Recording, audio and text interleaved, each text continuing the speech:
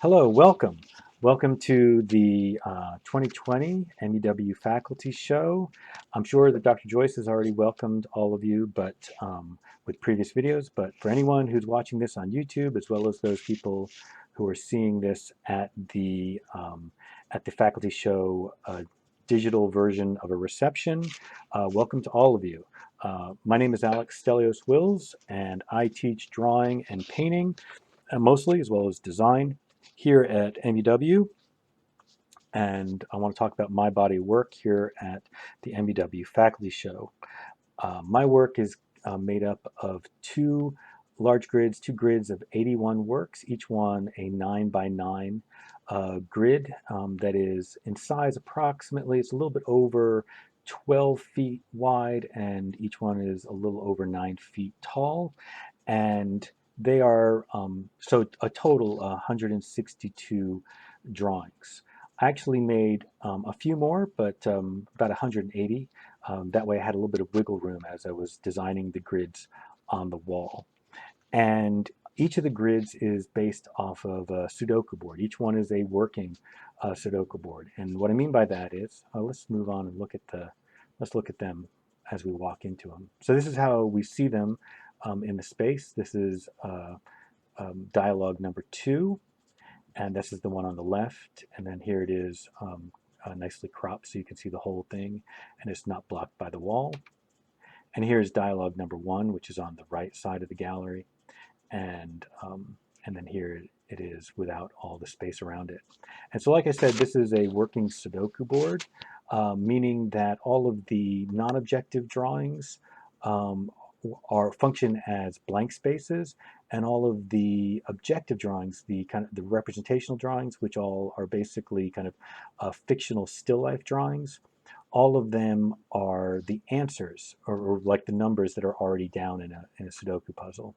So the non-objective ones are the ones you have to figure out where to place the number. And so there's 9 different numerals, and therefore there's 9 different subject matters for the still lifes. And let's take a look. So this is a one unit, one 3 by 3 section of the Sudoku board. That's this section down here. And so let's go back. And then we can also take a look at let's say a horizontal row. This is looking at this same grid at eye level, and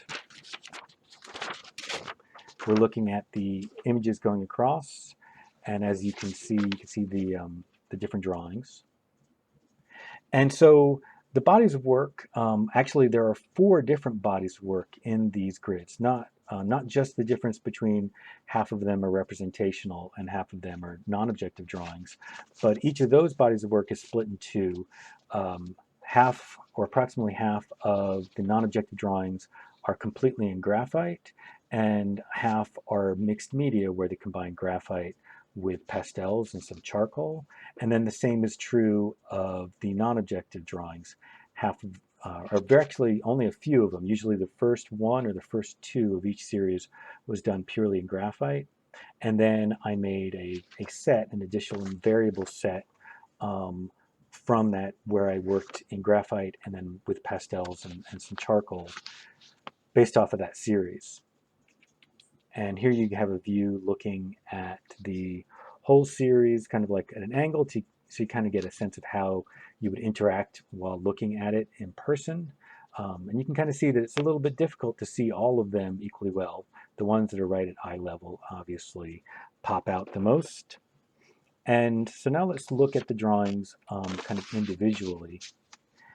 And so each of the fictional still life drawings, and that's kind of important to me that they are not actual still lifes, because I didn't draw them from life, but are in fact just from memory and from recreation and from pretense. The fictional still lifes are all based off of themes from the junior seminar class. In that class, the students have a weekly reading set of themes, and they're kind of and these are all based off of those themes. And so there's another one. And that one is a purely graphite drawing, right? Whereas the previous one was a mixed media drawing. And the non-objective drawings are really important to me, and it's important, I hope that the viewers see them as being as much an important part of the display.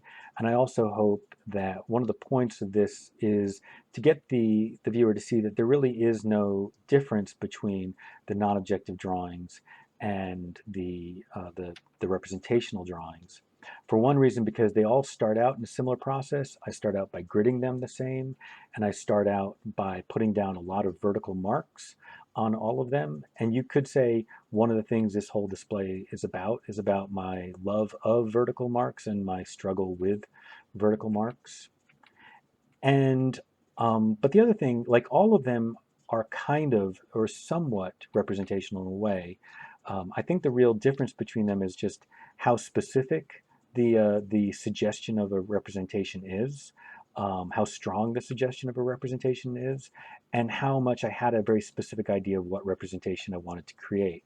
Like the non-objective ones are open-ended in that they suggest a space, they suggest a landscape, but in kind of an open-ended way. So we're getting to just about the end of end of the lecture, and I just wanted to actually kind of jump to this slide a little fast. Just want to get to this view one more time to just kind of talk about how I hope you know the way the whole work works. It's about gamesmanship, and because I think creativity, and especially my process of creativity, is very much about kind of playing games, figuring out ways of kind of spurring my creativity by making different kinds of puzzles and challenges for myself. And so I hope that for the viewer, it functions similarly.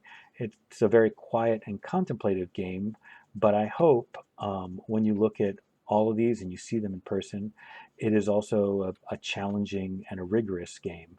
And that's the end of my talk. Thank you very much.